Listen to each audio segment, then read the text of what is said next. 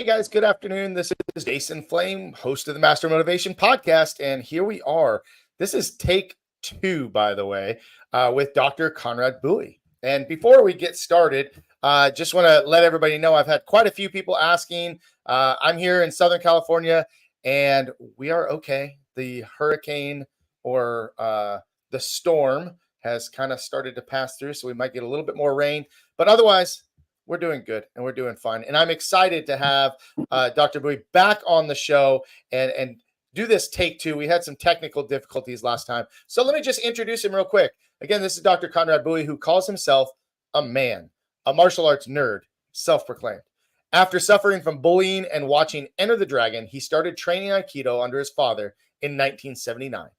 Today, his credentials include 5th degree black belt in Taekwondo, Sifu and Jeet Kune Do, Guro and Silat Serak, Sifu and Kuntao Silat de Thouars. Did I get it? Better than the first time. Better than the first time. Sifu in Ba Gua Zhang. Yes, got it. Guro and Kali. That's good. I'm on a roll. Muay Thai instructor at World Team USA. Brazilian Jiu-Jitsu black belt and multiple gold medalist. NRA instructor, Iaido black belt, and doctor of chiropractic. To round out his skill set, he also worked as a bar bouncer. He co-founded Tiga Tactics to inspire and empower others through the magic of martial arts. Welcome back. Thanks for joining me again today.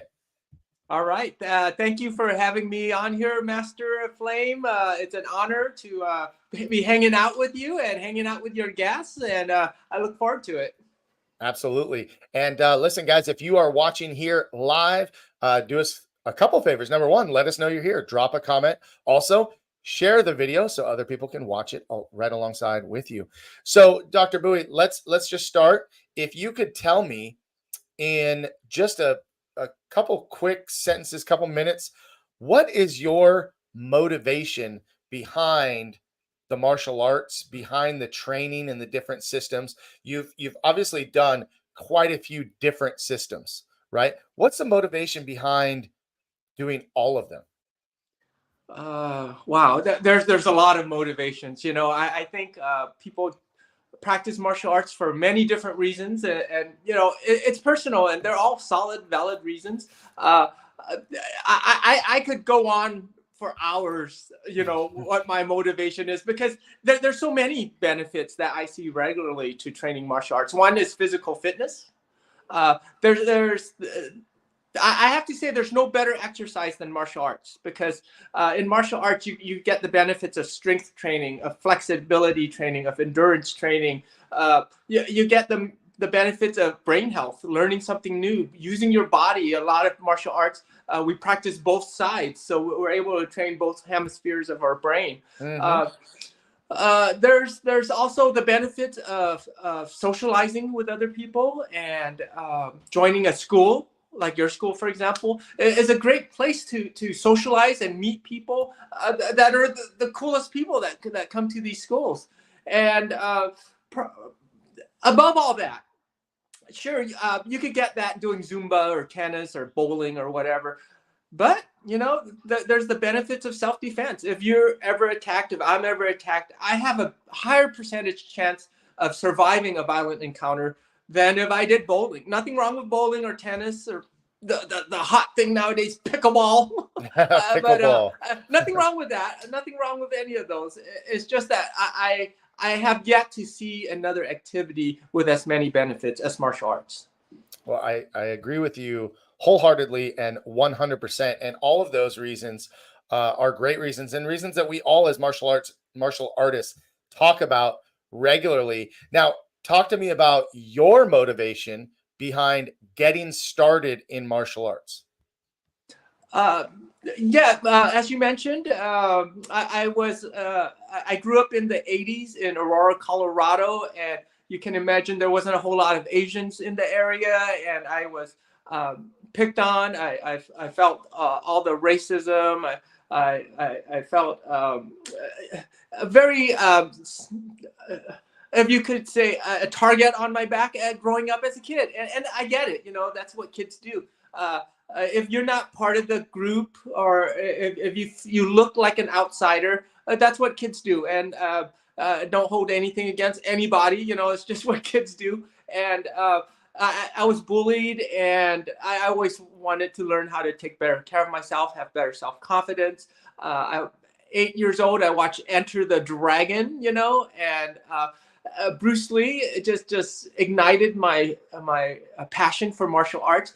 And when talking to a lot of martial artists, those two things often come up, either the bullying or the Bruce Lee, or both, like me. And so I'm just like many other martial artists. We got into it for those two reasons. Now, you started a little earlier than I did. So that era of Bruce Lee was motivation in the 70s. And then if you got into the 80s, the Karate Kid came out, and really the theme of bullying came up really heavily in that movie. Was based on a kid that was getting bullied and wanted to learn martial arts to protect himself. And then, there have been other movies along the way that have inspired people. And I think that's awesome. I think that it's awesome that we have movies that inspire people to get into martial arts. And I think that it's awesome for people to hear from someone like yourself who started martial arts and hear your story that might motivate someone else. Who knows? Maybe this video, someone watches it and says, I want to start martial arts now too, right? Wouldn't that be cool? Our work here would be done.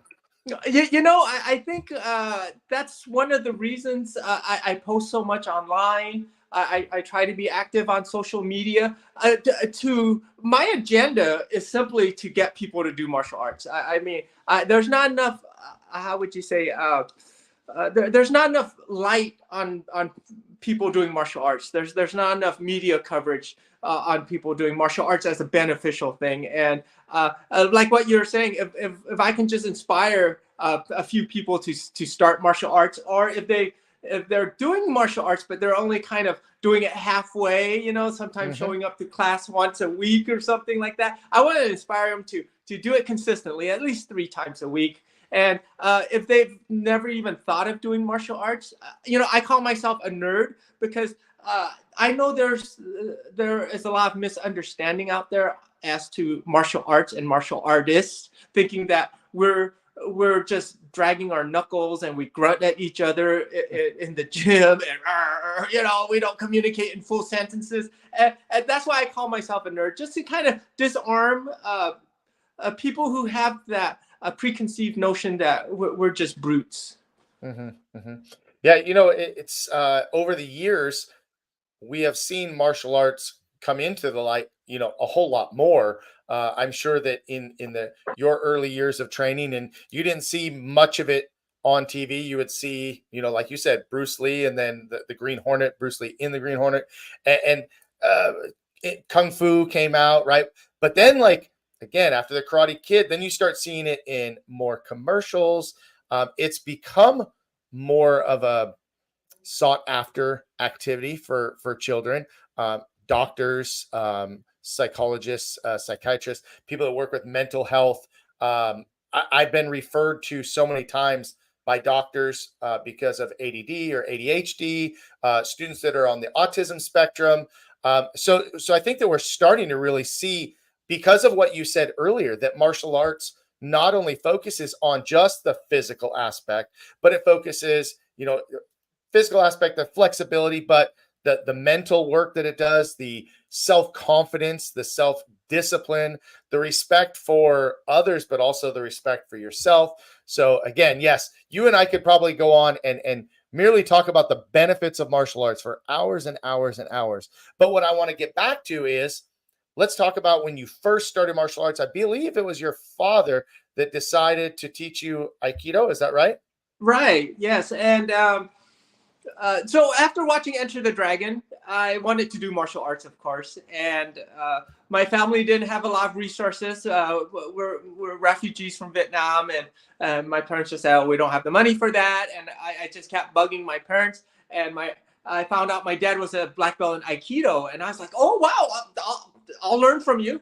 And I didn't know what Aikido was. I was like an 8-year-old kid, and I said, "Okay, yeah, if it's martial arts, I want to learn it." And it turns out it wasn't like what I saw in Enter the Dragon. It's a lot of wrist locks, throws, joint locks, and those kind of things. And I thought, I want Enter the Dragon, you know. And also my dad would wake us up, myself and my brother, he'd wake us up at 6 a.m. And for an elementary school kid who wakes up at 6 a.m. on a Saturday, so I was thinking, oh man, this is tough. But hey, I wanted to learn martial arts. After a while, my parents got sick of hearing me complaining about like, oh, hey, I want to learn the stuff like Bruce Lee did, you know, the kicking and the punching and everything. And I just kept bugging them. And eventually my parents conceded to let me go to a local Taekwondo school close by. But yeah, I cherish those moments. But, you know, learning from your parents, it's a tough thing. And I know you teach your children as well, too. And they teach at the school as well, too. And it's not always easy learning from dad. Yeah. Yeah. I was going to ask you to talk about that a little bit because, you know, learning anything from your dad, it's always, there's just something about it, something a little different, maybe in our social structure. But you know, learning martial arts from your dad had to be hard in a lot of ways because you couldn't just separate it, right? Like it's hard to separate dad from being the instructor. It's just dad, right? And you learn a lot of things from your father, right? But to learn martial arts, you know, specifically, I know, you know, for my son, it's actually pretty easy in a lot of ways because he was only 2.5 when he started. There was no like second guessing, but as he got older, things changed because his maturity level, and you know, when you get to those teen years and you think you got it all, right? You don't. Dad doesn't know anything. You know everything, right? But yeah, I just think it's an interesting experience. I've watched several of my friends and colleagues teach their sons, and it's a very unique experience because I think as a father, that's what I always wanted to do, and I'm sure that your father probably always wanted to teach you. But at some point, it's good to go and learn from other people. And I know that you went on and did other styles, and I encourage my son to learn from other instructors and train with other coaches so that he has a little different perspective too. And it also brings a little bit more respect back in the way that it's like, hey, dad might kind of know what he was talking about, right? But so let's talk about, you know, moving into the Taekwondo era and you training in Taekwondo. Yeah, I joined Malahai Karate at about 12 years old, and they're still in operation. The school is owned by Steve Oliver. He's a pretty big person in the area of consulting for martial arts schools. And but back in those days, we had some really good instructors there. They were very active on the tournament circuit, the tournament scene. Back in those days, when I first started, there was no headgear, and then eventually headgear was introduced back then. And you know, combat sports has come a long ways, and competing in sports, and I think there's many benefits from competing in combat sports, just as there's benefits in competing in any sports as well too. It helps with a lot of maturity and growth, especially for kids. And I received a lot of those benefits as well too. I know some traditional martial artists that will poo-poo combat sports, especially point fighting. Oh, you're just touching each other, and there's a lot of attributes to be learned from point fighting, and we sometimes see that crossover into MMA as well too. So every art, there's something you can learn from each other. Taekwondo is an amazing art, especially for kids as well too. Like what you were saying, teaching children the discipline, respect. Yeah, you know, listening to mom and dad saying yes sir, no sir. I learned all that from the martial arts, and sometimes we don't get that at home. Sometimes we don't get that in school, and so a martial arts place is a terrific place for kids to learn all that stuff. I love the fact that you bring up that every martial art has something. You have something to gain from learning any martial arts, and we see this a lot in our industry, and it's so. I don't know. Sometimes the back and forth of, oh, this doesn't work or that doesn't work, or what age do you have to be to earn a black belt? And, you know, like at the end of the day, I think martial arts is a lifestyle. It's not something that where you just kind of do it once in a while, or you're doing it long enough to get a belt, whatever that belt is. But, you know, all the different systems and styles, and we've got a lot to go over with what you've trained in. But the fact that you said that even point fighting, right? Point fighting is not, it's, you know, it's not real, right? It's not for the cage. Well, of course not. It's different rules, right? Different rules in a tournament, you know, point fighting tournament. Forms, you know, we can have the discussion of some people really love forms and some people feel that forms are useless. And I think that everything has its place. I would not say that forms would be practical for self-defense, but you're an NRA instructor, right? So we could have that discussion about martial arts versus firearms, right? I mean, from a distance, there's no defense against a firearm in any Yeah. self-defense system. No self-defense system, right? So yeah, I'm glad that we're bringing that up and having that discussion. And I want to continue talking about, you know, the other styles that you trained in. But you brought up Mile High Karate. I mean, I believe 1983, they just celebrated 40 years. That's one of the older chains, if you will, of martial arts schools. And I've had Stephen Oliver on the show as well. So great conversations with him.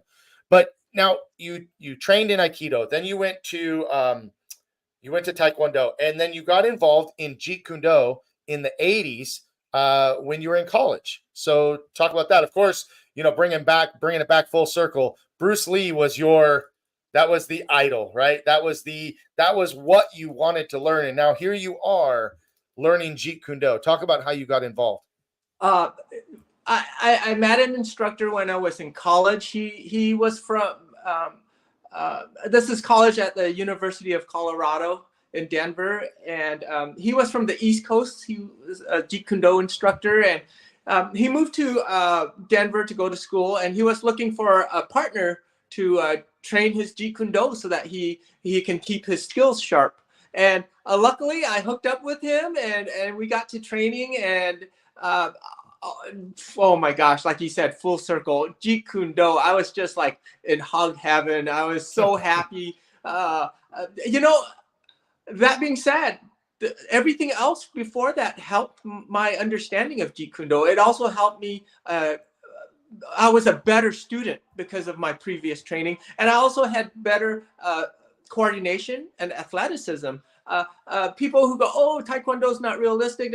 That's not the point. Taekwondo or any traditional martial art is terrific for that skill set for a growing kid to develop coordination, to develop some strength, some flexibility, and to develop the process of how to learn something. So that carried over to my Jeet Kune Do, and I was able to pick things up, and I was training with him 2-3 times a week, and he showed me something. I was able to pick it up fast, and then we would just go on and continue on, and I trained with him for 2 years like that, and picked up a lot of the Jeet Kune Do. Later on, I hooked up with another Jeet Kune Do instructor, John Lopez, who certified me as an instructor in Jeet Kune Do. So yeah, so happy to learn that art. And you know, it's that art, like any art, has a lot of deep philosophy behind it. You know, Bruce Lee's Tao of Jeet Kune Do. That's just something that I can read over and over and over. And every time I pick up that book, I can just go to a random page and seek enlightenment. You know, like, oh wow, now that makes sense to me now. Before it didn't make sense, or maybe, oh, I never thought of this one. How come I've been reading this for so long? How come I missed this sentence here? You know, and so. But it's not just Jeet Kune Do. Every art has their own philosophical underpinnings as well as life lessons. And isn't it amazing? The more you train and the more you learn, you realize how much you don't know. Right. Right. I mean, people would say, well, you train so much and you've learned so much and you've done so many styles. You must know everything.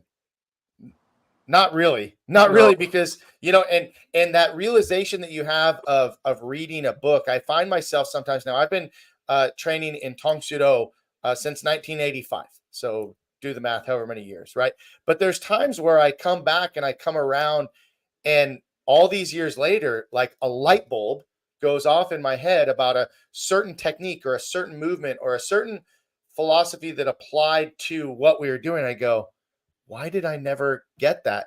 And I think it's because of where we are at the time and the perspective that we have that opens our eyes to that little nugget, just that one little thing. And sometimes it's even just in teaching, right? I'll be teaching to my students and I'll say it in a way for them to understand better. And then all of a sudden, I'm understanding better, right? I mean, we have a lot of these moments in martial arts. Now, I want to break for just a second on the martial arts and just talk about college real quick, because I always ask everybody when we get to the topic about college, did you go to college because you felt like you had to go to college, or did you go to college because you wanted to go to college? You know, coming from a traditional Asian family, it was the only choice I had, you know. And my parents were kind of easy as far as that went. As long as it said university or college in the school's title, they were good with it. They didn't demand that I went to some Ivy League or something like that. But yeah, and I remember back, even when I was going to college, my friends were saying, yeah, a college degree back in the 90s and 80s.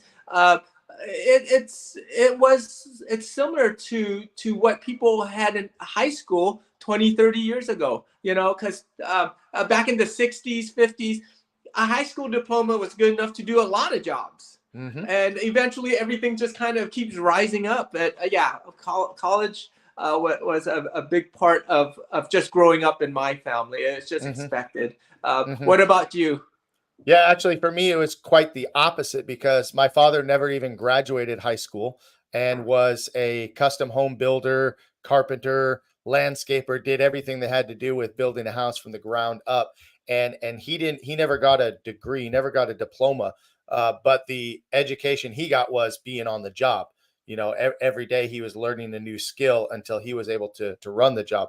And that's something that I learned from him very early on, is that education is important, but maybe not going to school was a possibility, right? For me at that time. Now, I did go to college for a couple years, and went to community college, ended up getting an associate's degree. But by the time I transferred to Cal State University Northridge, my wife ended up getting her degree. We went together, and I opted out because I had just started my business. And so, like my father, I learned a lot of things on the job experience, and that was my education. Now, of course, come around, we've definitely encouraged our children to go to college for the sake of providing as many opportunities for themselves as possible, right? And I think that that's something that, I highly encourage both of them to go to school, even though they maybe didn't really want to. I said, if you do go, you'll have more opportunities, and you'll be able to choose what you want to do, not be forced into a spot where you just kind of have to do something. So that was my experience. But it's funny you said anything that had a university in it. The name of my very first school was Tong Sudo University. So you could have just found a karate school that ended in university, and you were set. You would have been good. Here's my diploma, Mom. So now, what was the plan when you went to college? What was the plan? What was the ultimate goal? Career choice, the career of choice at that time going into college? Yeah. So growing up Asian, it was a doctor, lawyer, engineer, or pharmacist. Basically, that's typical kind. I don't want to be kind of stereotypical, but that really was the truth for a lot of for me and a lot of my Asian friends as well too. So I have a lot of friends who are engineers, and I was in the pre-med program, and I was going to go into the medical field. My sister is a medical doctor, and I'm a chiropractor. And what happened was during that time, when I was in college, my mom was involved in a car accident. Seat belts weren't mandatory back then. It was just optional, but she was in a car accident, didn't wear her seat belt, and she hit the glass and cracked the glass and developed headaches and dizziness. And she went to all these specialists. She couldn't stand for more than a few minutes without the room starting to spin on her. She had to quit her job, and she went to all these specialists. And nobody could really help her. You know, she took drugs, she had all these tests and everything like that. And my sister, who was in medical school at that time, said, "Why don't you go to a chiropractor?" And I was like, "What is a chiropractor?" And so I went with her to her appointment because I thought they were another specialist. I had no clue what a chiropractor was. And he started talking about your spine is misaligned, and there's a innate healing ability that flows from your brain down your spine outside and from your spine to the body through your nerves and everything. If there's a misalignment here, it can interfere with that communication between the brain and the body. And I thought, wow, here's communication and energy. What's he talking about? And so I wasn't too sure, but he took x-rays of her, showed her the misalignments, started adjusting her. And then what I thought was cool is, wow, he's using his hands too. That's really cool. But then I didn't have much faith because she's been to other doctors and everything like that. And but sure enough, she started getting better. I thought, oh my goodness, this is crazy. So I became a patient as well too. I had some neck pain and back pain through all the training. And he got me better as well too. And one day I'm there in his office, and he's asked, what's your major? And I told him the pre-med. And he said, you ever think about becoming a chiropractor? And I said, no, I haven't. And so he started talking to me about that. And eventually I went that road, best choice I ever made. And there's a lot of I would say, crossovers between chiropractic, proper alignment, and martial arts. And so I really appreciate that, as well as being able to use my hand to help people out. Now, did this become your career from that point on? Yes. So I trained the Jeet Kune Do, and it was back in those days Jeet Kune Do / Kali, and of course Guro Dan Inosanto, who is I guess the pioneer for many Jeet Kune Do practitioners. A lot of us look up to him, and we follow whatever art he's kind of doing. We're kind of trying to follow that. And so at that time, he started getting into this art called Silat Serak. And it was the talk of the Jeet Kune Do community back in the 80s. And my instructor learned a little bit of it. And he showed me a little bit. It was super fascinating to me. And so when I went to chiropractic college in San Jose, California, and I started with another friend, a martial arts club. We taught Taekwondo because he was also a Taekwondo black belt. And we started a martial arts club there. And it turned out that one of the clinicians there at the school was a Silat instructor. And not only was he a Silat instructor, he was a Silat Serak instructor. When we say Silat, it's like Kung Fu. There's many different styles. And surprise, I mean, oh my goodness, I was just all crazy again. Like, oh man, this is so great. And so I became a student of not only chiropractic student, because he was one of the clinicians at the school, but his Serak student. We would train in the clinic all the time. We would train at his home all the time. Very blessed to have crossed paths with Dr. Andre. I want to drop some names just in case any of my teachers are watching, because I want to give credit to where credit's due. I didn't just just jump onto the top of the mountain all by myself. I had so many hands pulling me up. And so Sensei Troy McCaskill was my Taekwondo instructor. Sifu Jeff Jones and Sifu John Lopez is my Jeet Kune Do instructor. And then Dr. Andre Kanushkreken is my my Silat instructor. He's Dutch Indonesian. And so that's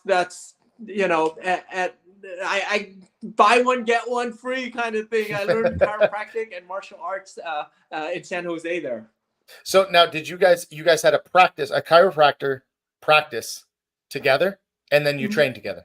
Oh no, he was the clinician at the school, so he's one of the professors. Okay. Oh, gotcha. Okay, cool. Now, so did you ever open your own practice that was your own office, and that's what you did for your career?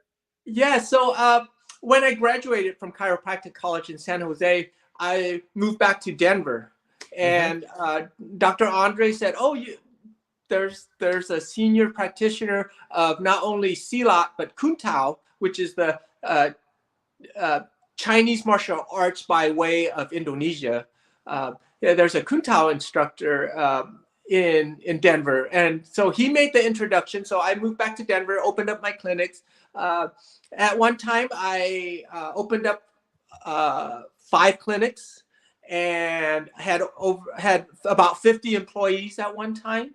And I was in practice for 10 years of active practice. It just burned me out. I was there all day, all the time, and it just burned me out. So I was able to luckily have some good staff. My brother was also on the as part of the clinic as well too, as a manager. So he helped me run it, and so I'm able to take a step back, just manage it, and train martial arts.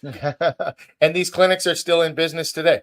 Yes, we have 3 offices Nice. today, and I moved back to San Francisco. So in Denver, I practiced chiropractic. I was a student of Uncle Bill Willem de Thouars. He taught Kuntao, and also later on his friend. I've always wanted to learn Ba Gua Zhang. Ba Gua Zhang is a Chinese internal martial arts, along with Tai Chi and Xing Yi as well too. Those are the 3 internal, 3 main. There's other ones, but those are the 3 main internal arts in the Chinese arts that do a lot of qi cultivation, health promotion, those kind of things. And I learned that from Uncle Bill's friend, Uncle Wayne Welsh, Seagull Wayne Welsh, and then I got burned out in practice, and I moved to San Francisco to be closer to family. My wife's side of the family's over here, and that's when I started some different arts. Yeah, well, let's talk about those. So you moved back to San Francisco, to the Northern California area, and what did you start learning next? Because you've already had, a lot of experience along the way, and now keeping in mind that as you're learning these new styles, you're still remaining active in the other systems and styles. How so? How are you able to kind of balance everything that you've learned and keep it into practice? Okay.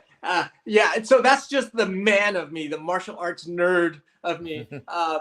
If I am going to represent someone's name and represent their system, I always put the stress on myself to be able to perform their system at any time, anywhere. Like if I'm with one of my teachers and they say, "Here, demonstrate this form," I need to have that ability to demonstrate whatever they want me to demonstrate, if at any time they want me to do that. So I put that on myself.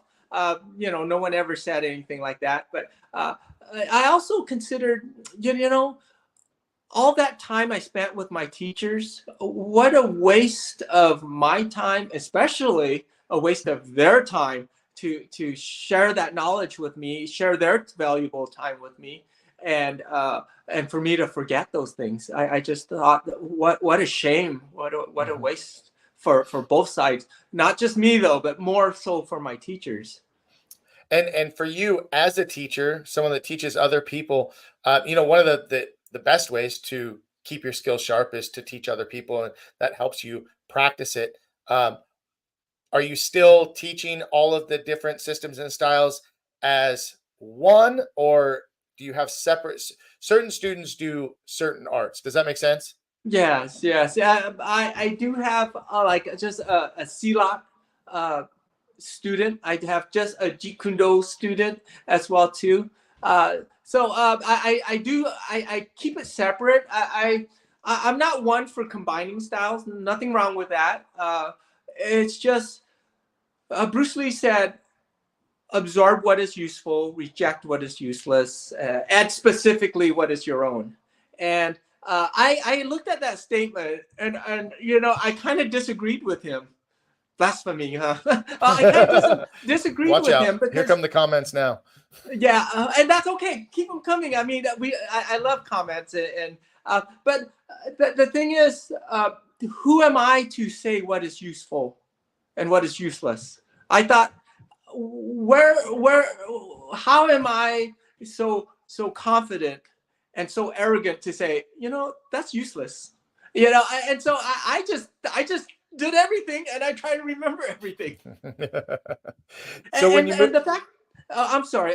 Go ahead. The fact is, there were things that I thought was useless that turned out later to be very useful. And it might not be self-defense useful. It was physical fitness useful, Right. or a way to teach a principle useful. And so there's different kinds of usefulness. So for us to categorize something as useless in all aspects is very difficult. No, I agree with that. I agree that there's definitely things that are useful in different areas other than self-defense. I mean, not everybody, interestingly enough, not everybody is as focused on the self-defense aspect as you or I or someone else might be. I mean, sometimes people just want to be active. They just want to be moving. Most parents don't necessarily put their child into martial arts because they want them to learn self-defense. Most of the time, it's discipline or respect, or really they just want to keep them active in something, while they're playing other sports or in between other sports, possibly. And that's when we get a chance to show them all of the benefits so that they may continue to train longer.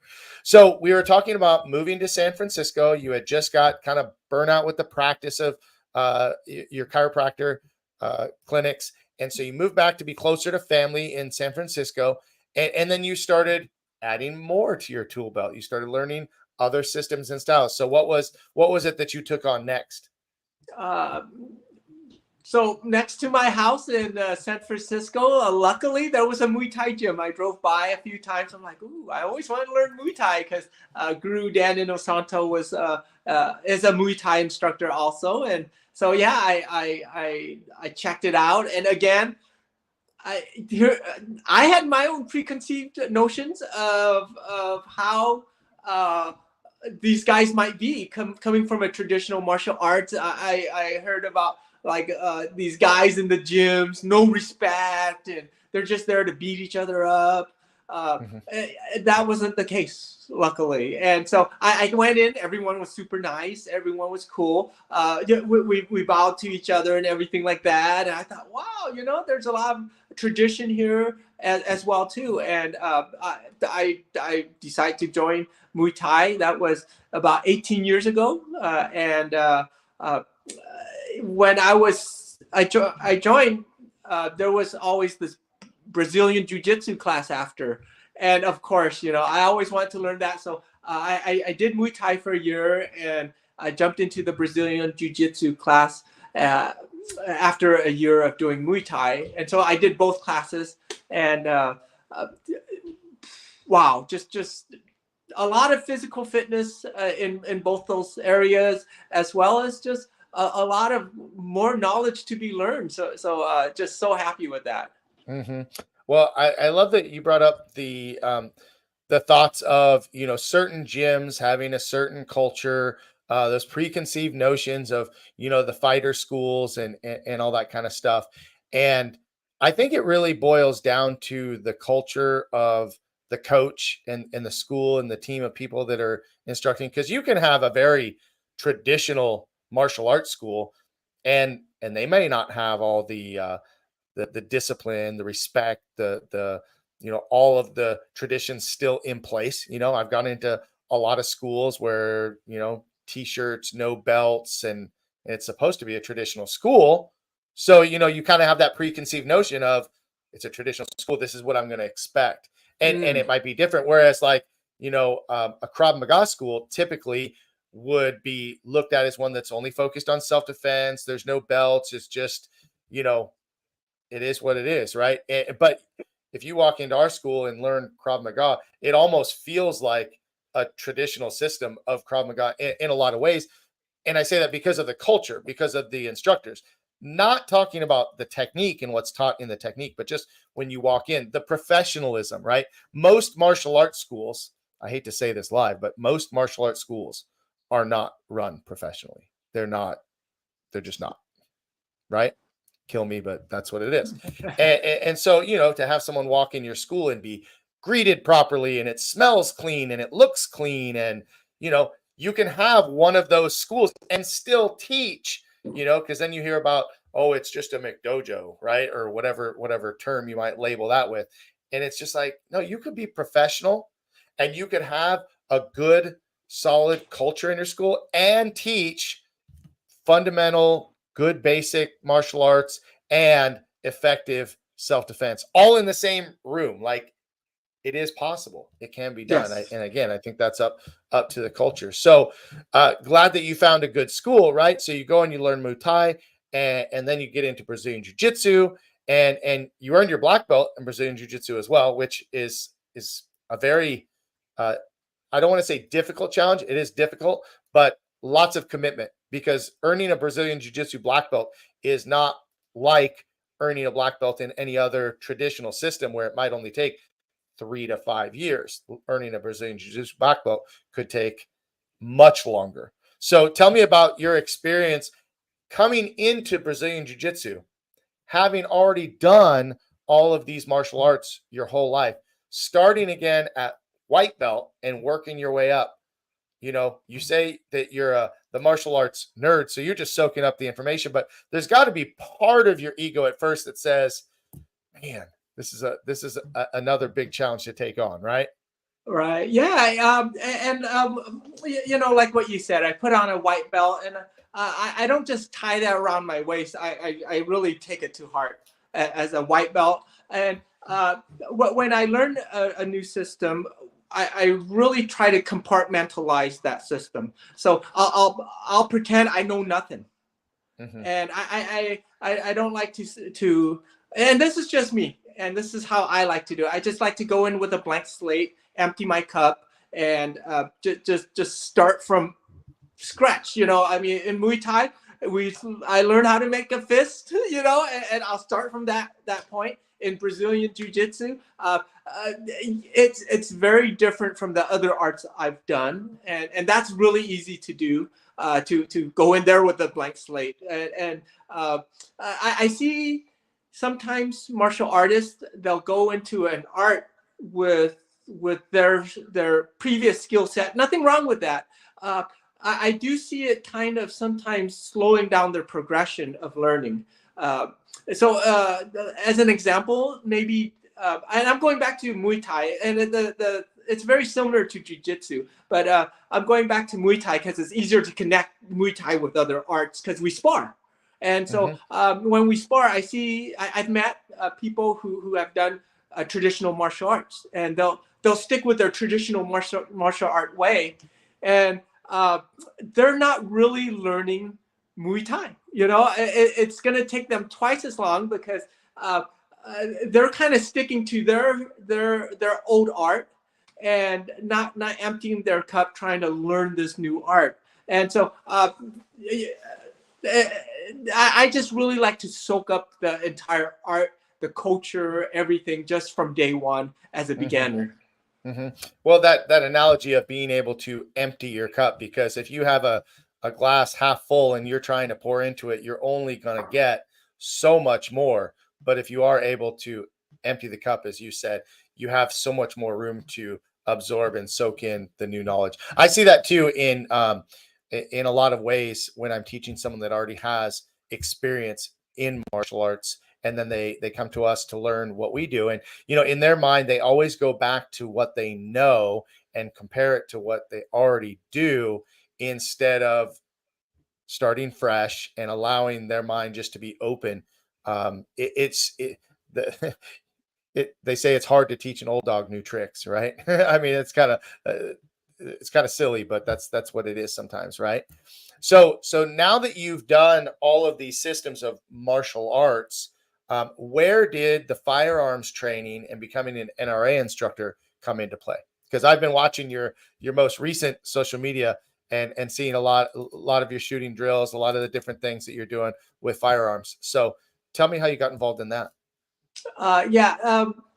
Just growing up in Aurora, Colorado, you know, it was a gun culture back in those days, and I had friends whose parents were really into firearms, and we would just take their rifles out and go shooting. It was probably totally illegal. We were probably totally unsafe.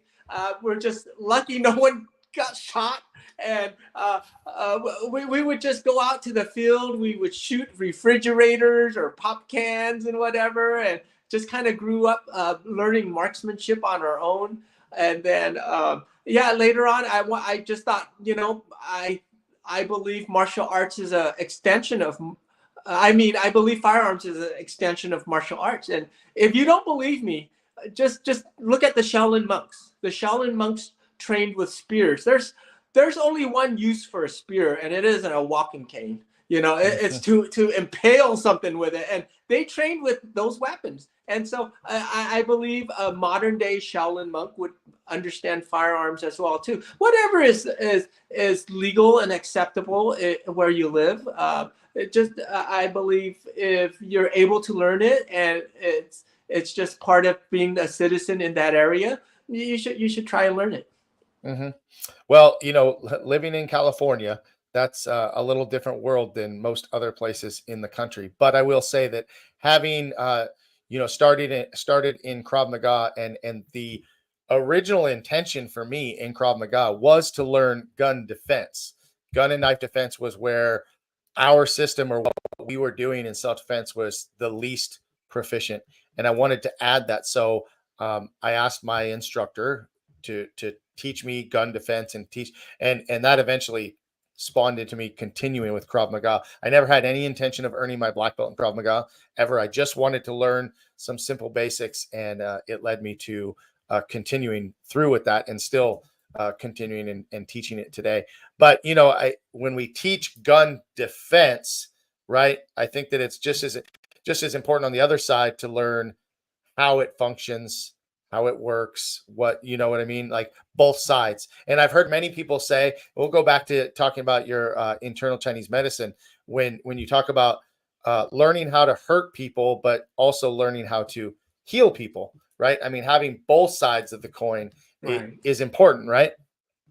Yes. And back to your point, that was another reason I wanted to learn more about firearms, was to defend against it too, because yeah, coming from traditional martial arts background, my firearms defense was very spotty, to say the least.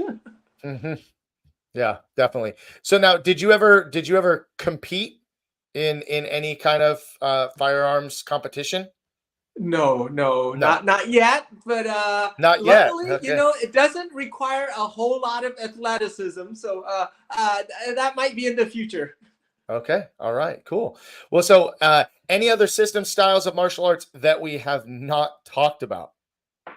Yeah, a couple. So during COVID, super bored, doing my nerdy stuff. I only went so far by myself, and although, you know, I appreciate all the solo training I was able to do and catch up on, I got bored, and I joined an Iaido school. And Iaido is the art of the katana, being able to draw your weapon and cut in one motion, kind of thing, and the whole culture of the samurai. And I always loved katanas, you know, as a kid growing up. I've always read that those blades are masterfully crafted, and there's very few other blades that can compare to a katana made 500, 1,000 years ago even. And so I was always into katanas, and I was like, oh, I want to learn Iaido. And, you know, I thought at that time, I can't squeeze in any more forms. I practice so many forms. It takes up a lot of my time. Review. Yeah, the Chinese forms, oh my goodness. Some form has over 100 movements in some of the Chinese forms. It's just, oh my gosh. But I told myself, no more forms, no more traditional arts.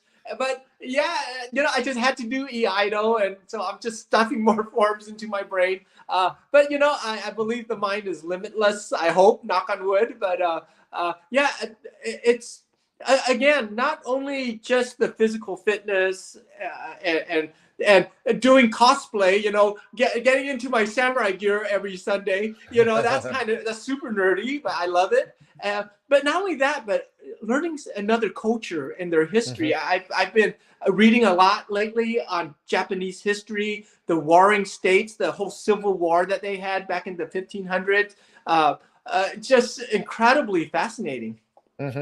Well, I have to say that one of my favorite movies of all time, probably definitely in my top 10, might make my top 5, but The Last Samurai, right? Yeah. Because and Tom Cruise, okay, right? My wife doesn't love him, but I think in that movie he played a really good role. But just Yeah. watching that movie, but everything from the culture to to the weapons to the whole mindset, I think is awesome. So that's really cool. That's awesome. So you have all of these different things. I mean, you could have a different thing to practice every day and never do the same thing more than once in a year. Right. Yeah. Is that the idea? It's a lot, but I love it, and just learning. One of the thing with the samurai culture is Miyamoto Musashi, who dueled as a samurai. He had over 60 duels that he successfully survived, which is crazy. 60 duels. I mean, if you just cut that in half to 30, that's still crazy. And even if you cut that 30 in half to 15 successful duels, that's still crazy. But 60. And he wrote the Book of Five Rings.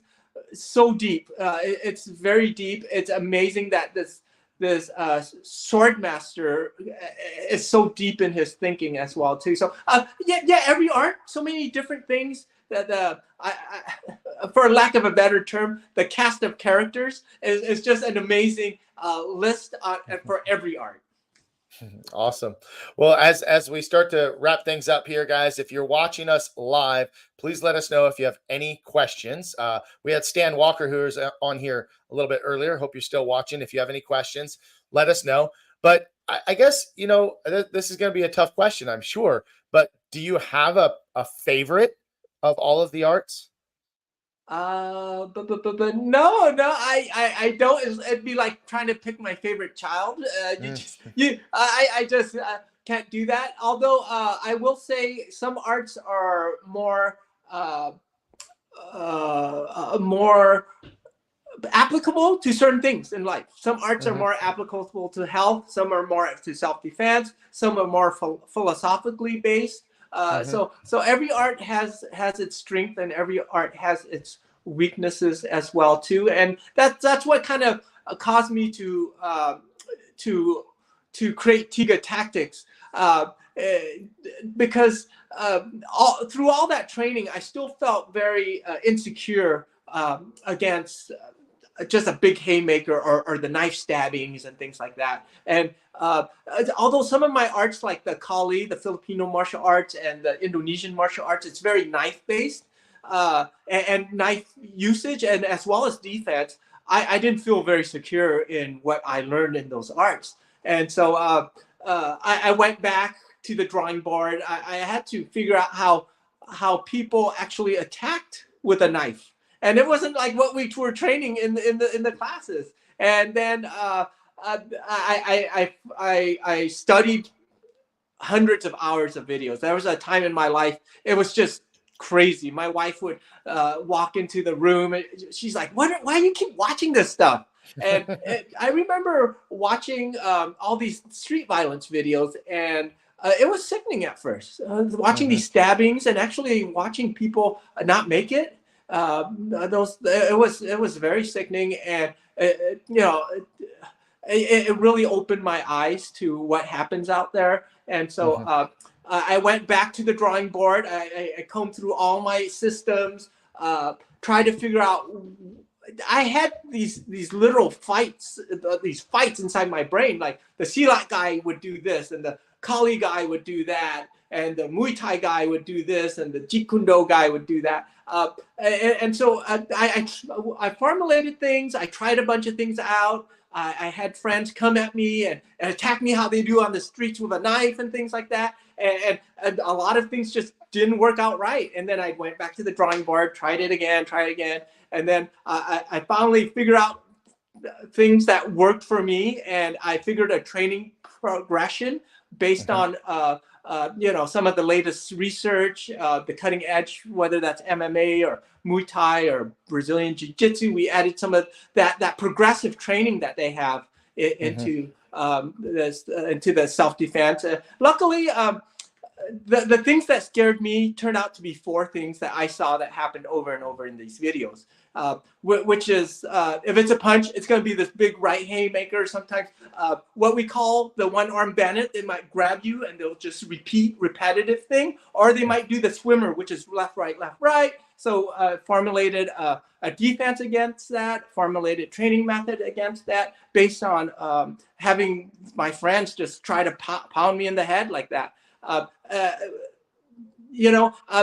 other thing was knife attacks, whether it was what we call sewing machine style one, where they come at you sewing machine, or they grab you in the sewing machine. Another knife attack might be overhead type. We call it a cycle step. So they come like this really fast at you. Then there's clubbing attacks, impact weapons. So whether they have a baseball bat or a stick, a 2x4 or something, and they're just wailing at you. And then, of course, there were firearms attacks as well, too. So luckily, there is not unlimited, although there's many things that can happen and does happen on the street. Those are the 4 things I saw a majority of the time happening. And so I've created a whole... I didn't create a system. I just brought together and interweaved what I consider to be the most effective aspects of each art that distilled down into Tiga Tactics, and that's the kind of stuff we've been sharing with the public, and we've also taught it to members of law enforcement, military as well too. That's great. Yeah, I have a friend who is constantly showing me videos, and sometimes I don't want to see the videos. But the most recent one that stood out was an attack. It was a knife attack in a mall, and this person that was attacked never saw it coming, not even close. But it's just stuck her right in the back repeatedly, and as she turned around, it was to the neck, and then he's dragging her, and her friends trying to fight her up. It was, when you said the word sickening, I was literally ill watching this video of this person. And the only thing, and we talk about it, and I'm like, well, the only thing that I think of that could have prevented that is being a little bit more aware. But sometimes, you could be looking that it happens like that. It's so quick sometimes. But I think the initial attack was the deadly attack. Everything else after that, I think the person was just reacting and not even coherent enough to have a reasonable defense. And of course, probably not knowing any skills whatsoever. So that was a tough one to watch, though. Right. And sometimes it does boil down to just wrong place, wrong time. And it's just pure bad luck. We do have a saying in Tiga Tactics: don't break the laws of stupid. Don't do stupid things with stupid people in stupid places at stupid times. And if you can avoid breaking those laws, you'll probably be in an okay place. Yeah. Well, hey, listen, we're at our time today, and we made it all the way. No internet issues today. Yay! So we got the whole call in today. I appreciate you sharing with me. I got to do it twice, so I got to hear a lot of things a second time. So I appreciate you sharing your knowledge and your experience, and just providing some inspiration, some motivation, and some education to everybody that watches this. So again, if you are watching this now live, or you're going to watch this later on a replay, do us a favor, share the video, and go to YouTube and subscribe to Master Motivation Podcast for new and upcoming podcasts over the next several weeks and months. So Dr. Bui, anything that you want to add before we go?